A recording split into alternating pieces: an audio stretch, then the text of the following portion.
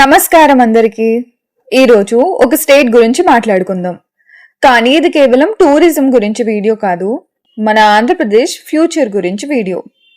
మన ఆంధ్రప్రదేశ్లో పొటెన్షియల్ ఎంత ఉందో మనకే పూర్తిగా తెలియదు.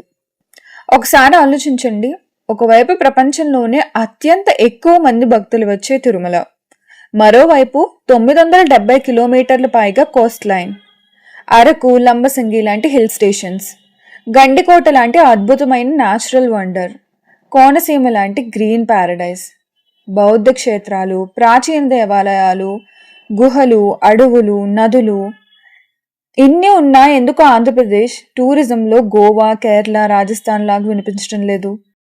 అసలు సమస్య ఎక్కడుంది? ముందుగా ఇప్పటి వరకు జరిగిన మంచి మార్పుల గురించి మాట్లాడుకుందాం. ఇటీవల ప్రభుత్వం టూరిజం మీద ప్రత్యేక ఫోకస్ పెట్టింది. విశాఖపట్నం, అమరావతి, తిరుపతిని మేజర్ టూరిజం హబ్స్ గా అభివృద్ధి చేయాలని ప్రణాళికలు తీసుకొస్తుంది. ప్రైవేట్ ఇన్వెస్టర్స్ కి ఇన్సెంటివ్స్ ఇస్తుంది. ఆధారంగా టూరిస్ట్ అసిస్టెన్స్ తీసుకురావడానికి ప్రయత్నిస్తుంది. Beach tourism, eco tourism, Buddhist circuit మీద కూడా ఫోకస్ పెంచుతుంది. ఇవి అన్ని మంచి ప్రారంభం, కానీ నిజం చెప్పాలంటే ఇవి సరిపోవు. ఎందుకంటే టూరిజం అంటే కేవలం రోడ్స్ వేయడం, పార్క్స్ కట్టడం, హోటల్స్ పెరగడం కాదు. టూరిజం అంటే ఒక ఎక్స్పీరియన్స్, ఒక ఎమోషన్, ఒక బ్రాండ్. అయితే నేను ఆంధ్రప్రదేశ్ టూరిజంని డిజైన్ చేసే అవకాశం వస్తే ఎక్కడి నుంచి స్టార్ట్ చేస్తాను? మొదటిగా మన టూరిజం డిపార్ట్మెంట్ కాదు, ఒక వరల్డ్ క్లాస్ టూరిజం కార్పొరేషన్ కావాలి. గవర్నమెంట్ ఆఫీస్లా కాదు, కార్పొరేట్ కంపెనీలా రన్ అవ్వాలి. వరల్డ్లో బెస్ట్ టూరిజం ఐడియాస్ ఏమొస్తున్నాయి, ఏ దేశం ఎలా టూరిస్ట్ని ఆకర్షిస్తుంది, ఏ టెక్నాలజీ ఉపయోగిస్తుంది, ఇవన్నీ రీసెర్చ్ చేసే డెడికేటెడ్ టీం ఉండాలి. రెండవది, ప్రతి జిల్లాకి ఒక టూరిజం ఐడెంటిటీ ఇవ్వాలి. ఇప్పుడు చాలా జిల్లాలు మ్యాప్స్లో మాత్రమే కనిపిస్తున్నాయి, కానీ రేపు అరకు అంటే కాఫీ క్యాపిటల్, కోనసీమ అంటే హౌస్ బోట్ డెస్టినేషన్, గండికోట అంటే ఇండియాస్ గ్రాండ్ క్యాన్యాన్, లంబసింగి అంటే ఫాగ్ డెస్టినేషన్. ఇలా ప్రతి జిల్లాకి ఒక స్ట్రాంగ్ బ్రాండ్ ఉండాలి. మూడవది, మనం టూరిస్ట్ ని ఒక రోజు కోసం కాదు, కనీసం 5 రోజుల పాటు ఆంధ్రప్రదేశ్లో ఉండేలా ప్లాన్ చేయాలి. దానికోసం కంప్లీట్ టూరిజం సర్క్యూట్స్ ని తయారు చేయాలి.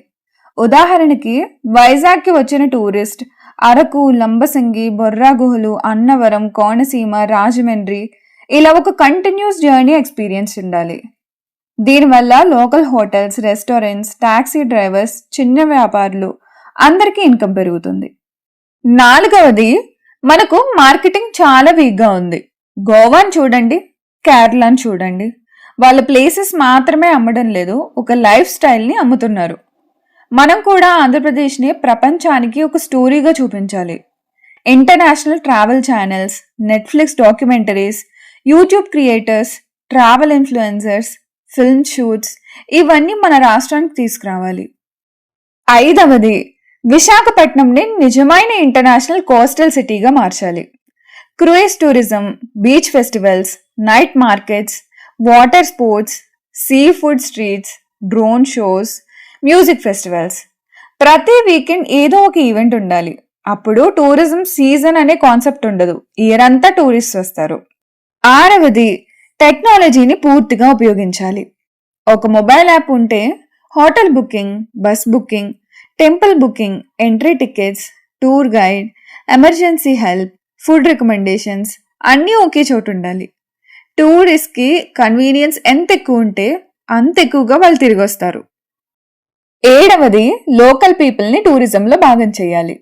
పెద్ద పెద్ద హోటల్స్ కంటే village home stays, local food, handicrafts, traditional festival, village experience ఇవి ప్రమోట్ చేస్తే టూరిజం వల్ల వచ్చిన ఇన్కమ్ నేరుగా గ్రామాలకు వెళ్తుంది.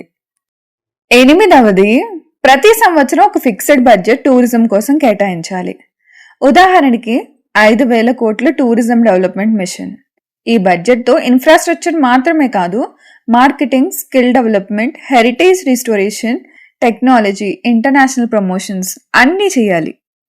ఇది ఖర్చు కాదు, ఇన్వెస్ట్మెంట్. ఎందుకంటే టూరిజం పెరిగితే జాబ్స్ పెరుగుతాయి, బిజినెస్ పెరుగుతుంది, స్టేట్ రెవెన్యూ కూడా పెరుగుతుంది. చివరిగా, మనకు ప్రకృతి ఉంది, మనకు చరిత్ర ఉంది, మనకు సంస్కృతి ఉంది, మనకు స్పిరిచువల్ పవర్ ఉంది. లేనిది ఒక్కటే, ఒక లాంగ్ టర్మ్ విజన్. మనం ఈ రోజు తీసుకునే నిర్ణయాలు రాబోయే సంవత్సరాల్లో ఆంధ్రప్రదేశ్ను ప్రపంచ టూరిజం మ్యాప్ మీద నిలబెడతాయి. ఎందుకంటే మనకు కొత్త టూరిస్ట్ ప్లేస్ అవసరం లేదు, ఉన్న వాటిని ప్రపంచ స్థాయిలో మార్చే ఆలోచన అవసరం. మీకు ఈ వీడియో నచ్చితే లైక్ చేయండి. ఈ మాస్టర్ ప్లాన్లో మీకు బాగా నచ్చిన ఐడియా ఏంటో కమెంట్లో చెప్పండి. ఇంకా ఇలాంటి ఆసక్తికరమైన వీడియోస్ కోసం సైలెంట్ టేల్స్ బై చందన ఛానల్ని సబ్స్క్రైబ్ చేయడం మాత్రం మర్చిపోవద్దు. ధన్యవాదాలు. మళ్ళీ మరో ఆసక్తికరమైన వీడియోతో కలుద్దాం.